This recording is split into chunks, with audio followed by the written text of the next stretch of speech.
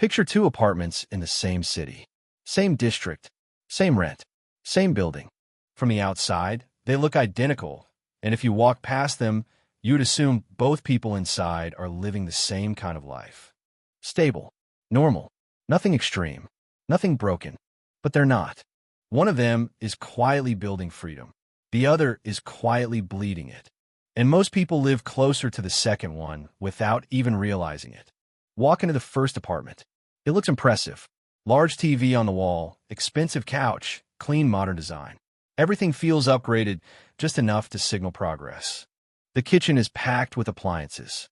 Coffee machine, air fryer, blender, things that made perfect sense when they were bought. Closets are full.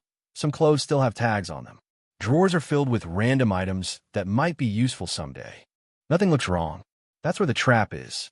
Now, check the bank account of the person living here. There's tension. Not panic, but constant pressure. Every month feels tight. Salary comes in and disappears faster than expected. There's no real margin. One unexpected expense creates stress. Two missed paychecks would create a serious problem. Everything works. Nothing is stable. Now walk into the second apartment. Same building, same rent, but something feels different immediately. There's space. Not emptiness, but intention. A simple couch, a normal TV, a kitchen with only what actually gets used, a closet with clothes that fit, match, and get worn. No overflow. No, just in case accumulation. Now, check their bank account. Calm. Not because they earn dramatically more, but because they don't need more. They have savings. Months of expenses covered. Investments running quietly in the background. Money leaves, but it doesn't create anxiety. Same environment, different outcome. And here's the uncomfortable truth. This difference has almost nothing to do with income.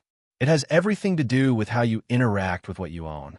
Most people believe their problem is simple. They think they just need to earn more.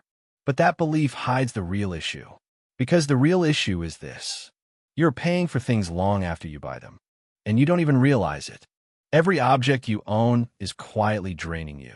Not just your money, but your time, your attention, your energy. And once you see it, you can't unsee it. Everything you own costs money twice. The first cost is obvious. It's the price you paid. The second cost is what slowly traps you. That's the hidden bill. That treadmill you bought because you were going to start working out. It's not just the 1,000 euros you paid. It takes space, and space costs money. Every square meter of your apartment has a price, whether you think about it or not. Over 5 years, that unused space alone can quietly cost you 2,000 to 4,000 euros on top of the original purchase. Now multiply that across everything you own that isn't actively improving your life. And this is where people lose control. Because it's not just space. It's maintenance, cleaning, organizing. Every item you own requires attention, decisions, energy, what to do with it, where to put it, whether to keep it or not. And here's something most people don't realize. Researchers have found that clutter increases cortisol levels, the stress hormone, and reduces your ability to focus. Your environment is literally making you more stressed, even if you don't consciously connect it to your stuff. And this is where most people never recover. That's not just inconvenience. That's a cost. And then there's the part almost nobody calculates. Opportunity cost. Every euro you lock into things is a euro that is no longer working for you. That 2,000 euros you spent upgrading your setup, that 5,000 euros on furniture, that 1,500 euros on random purchases, all of that money could have been invested. Left alone, growing. At just 7% per year, 10,000 euros becomes over 19,000 euros in 10 years. That means every 10,000 euros you turn into stuff instead of investments doesn't just disappear. It costs you another 9,000 euros plus in future value. That's where the real loss happens. Most people never see it. This is where minimalists think differently. They're not avoiding things because they hate spending money. They're avoiding unnecessary ownership because they understand what it really costs to keep something. Not just to buy it, to live with it. Most people optimize for comfort right now. Minimalists optimize for freedom later. And that leads to the first rule. that separates people who always feel financially stable from people who constantly feel pressure. Before you buy anything, ask yourself how often you will actually use it. Not the optimistic version, the real one. If you buy a €300 jacket and wear it 3 times, that's €100 per use. If you buy a €400 jacket and wear it 200 times, that's €2 per use. Same category, completely different value. This one shift alone kills most impulse purchases instantly. The second rule is more uncomfortable. Walk through your home and ask yourself one question. If this disappeared today, would you actually buy it again? Be honest. Because for most things, the answer is no. And that means you are holding on to things you don't actually want. They're just there because they've always been there. Because you already paid for them. Because letting go feels like losing. But keeping them is costing you more than you think. They take space.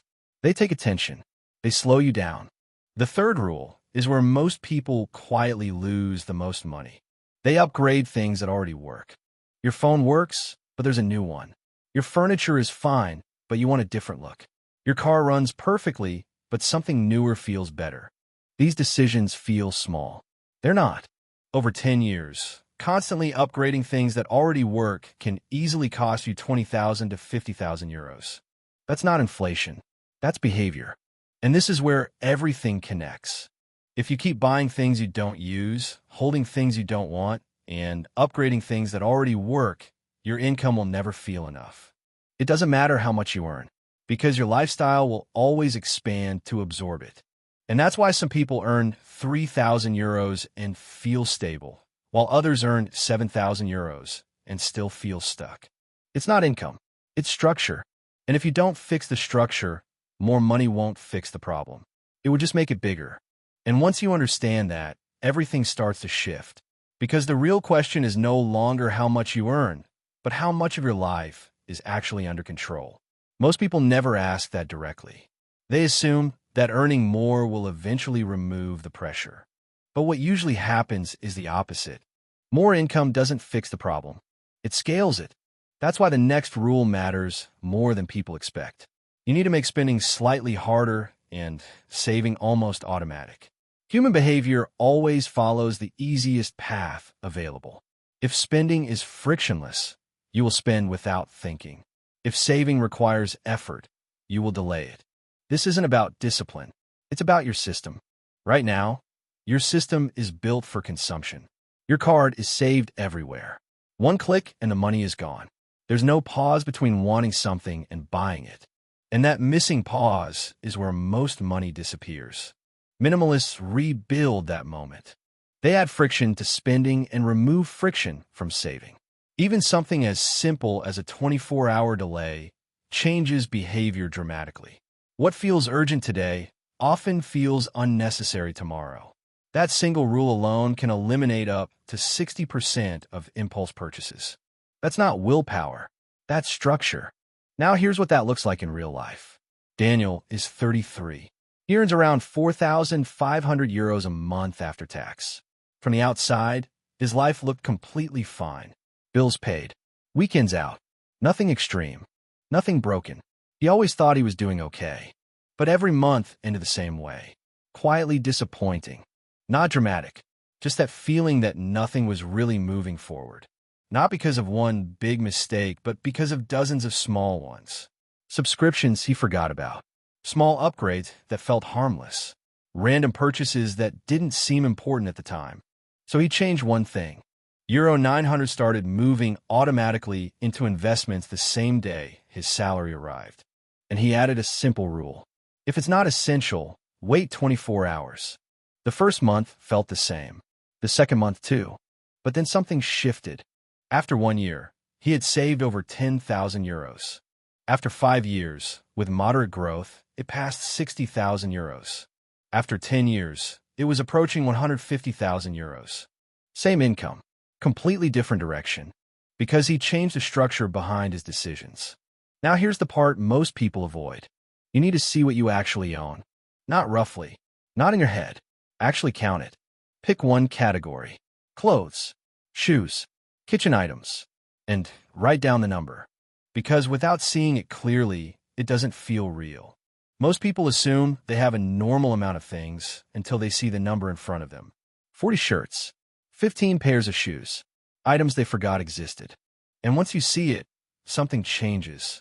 Buying one more no longer feels small. It feels unnecessary. That's where the shift starts. Another rule that saves people from expensive mistakes is simple. Test before you commit. Most purchases are based on who you think you'll become, not who you actually are. You imagine yourself using something consistently, but most of those versions don't last. So test it first, because most interests fade once the initial excitement disappears. And it's much cheaper to discover that early. Now here's where things get more expensive than people expect. Every purchase pulls other costs with it. Nothing exists alone. Every purchase pulls other costs with it. Nothing exists alone. A 5,000 euro decision quietly becomes 8,000 euros or 10,000 euro over time. That's the multiplier, and most people never see it coming. Minimalists. They look at the full picture before they buy anything, not just the price, the consequences. Now here's the part that traps even high earners. They never decide what enough looks like. So it keeps moving. Income goes up. Lifestyle goes up. Nothing changes.